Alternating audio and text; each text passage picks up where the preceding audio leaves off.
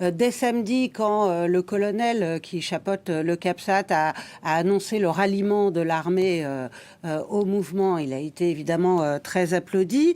Donc la destitution du président, c'est une victoire pour la Gen Z qui refuse de parler de coup d'État.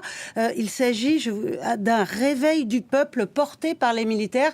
C'est ce que disait un porte-parole du mouvement ce matin chez nos confrères d'RFI. Mais la génération Z reste vigilante. Elle veut évidemment éviter la confiscation de sa révolte. Elle demande une réelle implication de la société civile dans la transition qui s'annonce. Alors les négociations ont commencé. Le mouvement n'est pas assuré du tout d'avoir une place au sein du prochain gouvernement. Il faut dire que c'est un mouvement qui n'est pas structuré, qui n'a pas de leader. Alors ça a été un atout pendant les manifestations. Ça a évité notamment aux forces armées de cibler des leaders potentiels.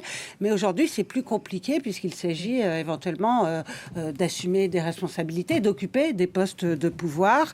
Nous attendons que les militaires retournent dans leur caserne une fois la sécurité du peuple assurée, disait ce matin un porte-parole du mouvement. On verra si ce sera le cas. En tout cas, à la base du CAPSAT, on a vu hier, et ça c'est Gaël qui nous en témoignait tout à l'heure, des vieux loups de la politique se presser, se succéder comme pour essayer de se faire une place dans cette espèce d'entre-deux si crucial. Le CAPSAT, on connaît bien, comme ce colonel aussi à Madagascar, parce que c'est lui-même qui avait porté Ange Rasuel au pouvoir en 2009. Oui, et d'ailleurs, ce retour des militaires à la tête du pays n'a rien d'une première. Depuis l'indépendance en 1960, les forces armées ont joué un rôle récurrent dans les luttes de pouvoir.